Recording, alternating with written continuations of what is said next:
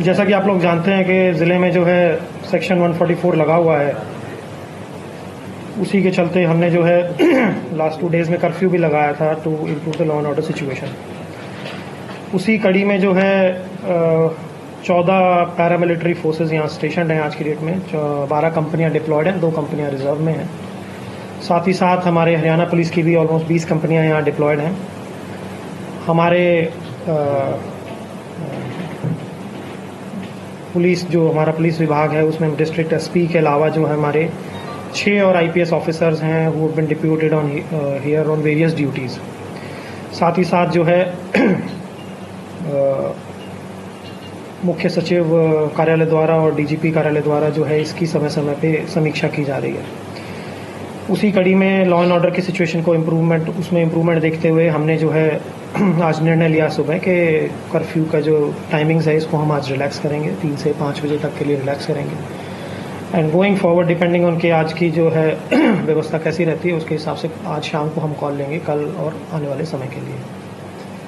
तो as far as new जो नए ऑर्डर्स हमने करे हैं उसकी कड़ी में ये हैं। इसके पश्चात अगर आपके कोई इसमें सवाल हैं और बाकी जो इन्वेस्टिगेशन संबंधित पार्ट है वो आप जो हमारे सुपरिटेंडेंट पुलिस हैं श्री वरुण सिंगला जी, आप उनको एड्रेस कर सकते हैं। सर बताया उसके टाइमिंग में रिलैक्स जो भी देंगे आप जी, क्या टाइमिंग है? क्या आज हमने 3 से 5 बजे तक का जो है रिलैक्सेशन दिया है और इस 3 से 5 बजे तक की समीक्षा हम शाम को करेंगे और कल के जो टाइमिंग्स होंगे वो अकॉर्डिंगली डिसाइड करके भी लगेंगे। कंडीशन क्या होगी और कौन कौन से इलाके में कर्फ्यू लगा हुआ है? क्योंकि पूरे नूह में तो नहीं लगा जी जी जी जी नहीं, कर्फ्यू सभी चारों सब डिविजन्स में लगा हुआ है। चारों सब डिविजन्स में जो है ये हम 3 से 5 बजे की जो है रियायत देंगे आज, और इसी रियायत के चलते इसकी समीक्षा करके कल अगर समय में कुछ हमें तब्दीली अगर करनी होगी तो वो करके हम आपको टाइमली इत्तला करेंगे। कंडीशन क्या होंगे?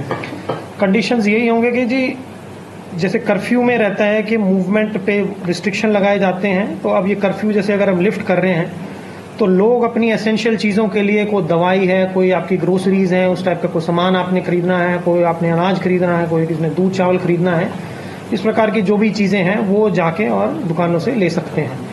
144 वाली धारा जो है वो प्रोहिबिट करती है कि 4 या 5 से व्यक्ति से अधिक जो है इकट्ठे नहीं हो सकते, तो वो अभी भी लागू है।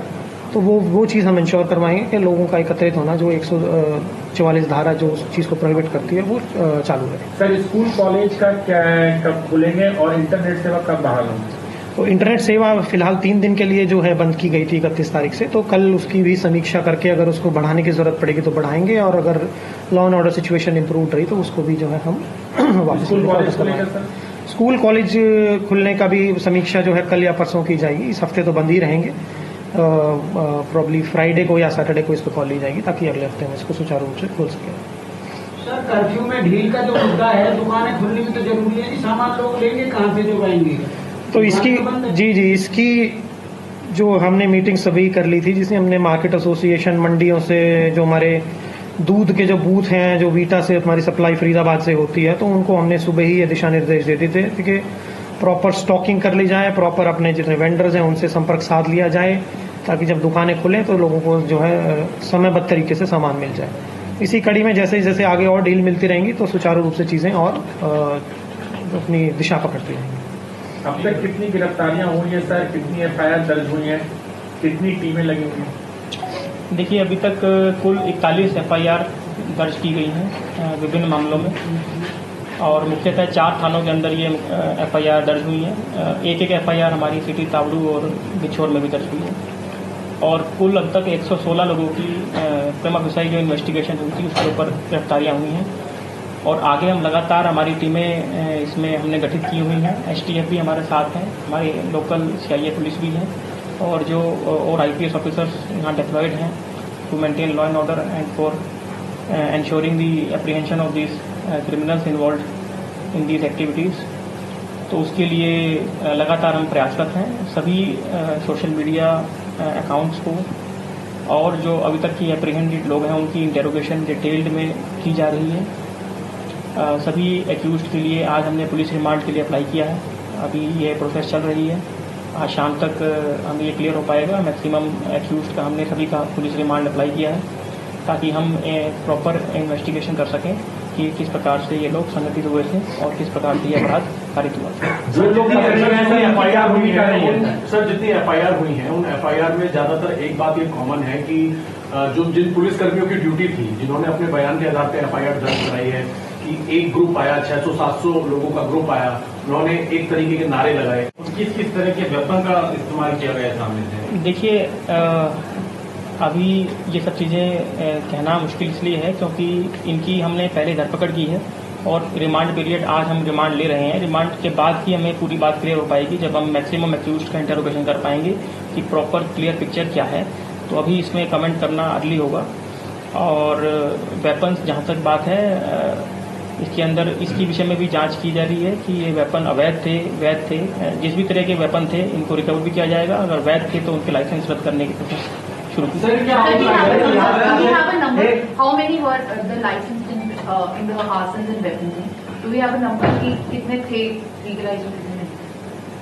नहीं, ये नंबर तो ये तो इन्वेस्टिगेशन के अंदर जो वेपन्स रिकवर होंगे वो वेपन्स के बारे में मैं कह रहा हूँ कि वो वेपन्स कितने हमारे लीगल, जो भी लीगल भी होंगे उनके लाइसेंस कैंसिल किए जाएंगे, जो इलीगल होंगे उनकी रिकवरी की जाएगी। बड़ा सवाल है, हिंसा से पहले 30 तारीख को ये तमाम वीडियो वायरल हो रहे थे अलग अलग कि वहां पर पहुंचना है। क्या ये जानकारी पुलिस प्रशासन को नहीं थी? पुलिस प्रशासन कहाँ थी? फोर्सेस कहाँ पर थे? और जिस वजह से ये हिंसा इतनी बड़ी हो गई, क्या पुलिस सो रही थी सर? क्या पुलिस को जानकारी नहीं थी? भड़काऊ जो सोशल मीडिया पे चल रहा था, इस तरह की बातें थी, तो क्या उनकी भी कहीं इसमें इन्वेस्टिगेशन चल रही है? क्या उनकी भी कोई गिरफ्तारी हुई है? खासतौर पर जैसे बिट्टू बजरंगी हैं, उन्होंने कुछ गलत अल्फाज कहते हैं कि मैं ससुराल जा रहा हूँ, कई चीजें हैं। लेकिन अपने क्या नाम है मोनू भानेसर वाली बात थी, उसने कहा कि मैं वहाँ पहुँच रहा हूँ, तो वो नहीं पहुँचे, वो अलग बात थी। तो क्या इनकी भी बातें दोनों तरफ से उनको भी चेतावनी दी है, खासतौर पर जिसकी वजह से भड़का है जो हालात दिख रहे हैं? देखिए, ऐसा है कि इस तरह की यात्राएं पहले भी विभाग में हुई हैं और बहुत पीसफुल तरीके से यात्रा कंडक्ट हो रही है। पुलिस फोर्स हमेशा से मुस्तैदी से काम करती आ रही है और पूरी डिप्लॉयमेंट हमारी इस बार भी थी। करीब 800 के करीब टोटल मैन पावर पूरी यात्रा में डिप्लॉयड थी। क्योंकि यात्रा का स्पैन लंबा था तो जाहिर सी बात है कि फोर्स जो है अलग एरियाज में डिप्लॉयड थी। तो पुलिस ने पूरी तरह से अपनी कोशिश की थी कि किसी भी तरह के अनटूवर्ड इंसिडेंट ना हो।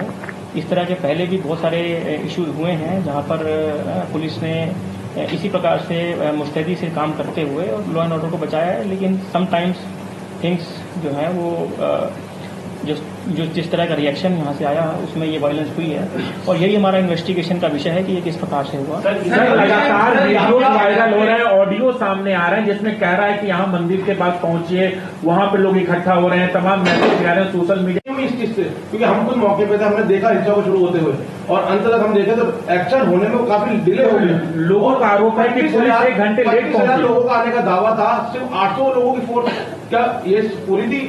नहीं, मैं जवाब देता हूँ इस चीज़ का कि जैसा कि मेरे साथी वरुण ने बताया कि इस टाइप की और भी यात्रा जो है यहाँ पे कोई पहली दफ़े नहीं है कि इस टाइप की यात्रा हुई है। पिछले साल भी यात्रा हुई थी, इस कड़ी में इस साल भी इस टाइप की यात्राएं हुई हैं। इस टाइप की यात्रा जब होती है तो पूरे रूट को सेक्टर्स में डिवाइड किया जाता है, पर्याप्त मात्रा में पुलिस फोर्स लगाई जाती है, ड्यूटी मजिस्ट्रेट्स लगाए जाते हैं। परंतु ये जैसा कि इन्होंने बताया, ये जांच का विषय है कि एकदम से ऐसे कैसे फ्लेयर अप हो गया कि इतने व्यक्ति वहां पे पहुंच गए। ये जरूर हम मानते हैं कि जैसे हमारी पीस कमेटी की जो मीटिंग है, इस जैसे जितनी भी इस टाइप की रैलियां जो होती हैं उससे पहले पीस कमेटी मीटिंग्स भी होती हैं। तो इसमें भी 27 तारीख को पीस कमेटी की मीटिंग हुई जिसमें कि दोनों समुदाय के लोग मौजूद थे। कुल लगभग 30 से 35 व्यक्तियों की उसमें भागीदारी थी और ये कोई पहली पीस कमेटी मीटिंग नहीं है। हम ऑलमोस्ट एवरी फोर्टनाइट या 15-20 दिन में एक हमारी रेगुलर मीटिंग भी होती है। इन एडिशन टू जो ये इसी यात्रा के अगर संबंध में मैं कहूँ तो पीस कमेटी की मीटिंग भी हुई है, उसमें भी सारे विषय जो है डिस्कस हुए हैं। उसमें भी जो लोगों ने बातें रखी थी वो भी डिस्कस हुई हैं। फिर यात्रा जिस प्रकार से हमने बताया कि इस प्रकार की यात्रा पहले भी हुई हैं और उसी के चलते उसी की कड़ी में जो है सारी तैयारियां और कार्रवाई इसमें की गई। अब ये जांच का विषय है कि एकदम से जो है ऐसे कैसे एक इंस्टेंस एक जगह पे कैसे फ्लेयर अप हुआ, ये जांच चल रही है। जैसी जांच का उसमें कोई वो आएगा तो हम आपके साथ आउटसाइडर की भूमिका भी सामने आ रही है, ये क्या सिर्फ लोकल लोग हैं या ये दोनों पहलू जो हैं ये इन्वेस्टिगेट किए जा रहे हैं कि इसमें आउटसाइडर्स भी थे या यहाँ पे लोकल लोग भी थे। सर 2 साल पहले 116 लोग जो गिरफ्तार किए गए हैं, अभी तक क्या कौन है वो लोग, क्या उनकी पहचान हो पाई है और कितनी उसमें महिलाएं हैं, कितने उसमें पुरुष हैं, अगर आप इस पर थोड़ा सा बता क्या इनका आपराधिक बैकग्राउंड है जो पकड़े गए हैं कुछ लोगों का? देखिए, आपराधिक बैकग्राउंड का भी चेक टाइम लगता है, आपराधिक बैकग्राउंड को चेक करने के लिए उनके हमें कई सारे पोर्टल्स के ऊपर प्लस वो जिस जगह के रेजिडेंट हैं उस थाने के भी हमें उसके रिकॉर्ड चेक करने पड़ते हैं। तो आपराधिक रिकॉर्ड अभी तक हमारे पास उसकी पुष्टि नहीं हो पाई है और इसमें महिलाएं नहीं हैं, इसमें युवा वर्ग है और सभी लोकलाइट हैं। तो अभी इसके अंदर बाकी लोगों की जो भूमिका है, जो बाहर से बात की जा रही है कि बाहर के जो लोगों की इन्वॉल्वमेंट है उसकी हम जांच कर रहे हैं। पुलिस मुस्तैदी से लगी हुई है, सभी टीमें इसमें जो हमारी CIA की भी हैं और जो STF की भी हैं वो पूरी तरह से इसमें हर एंगल को जांच कर रहे हैं और बहुत जल्दी जो है हम आपको पूरी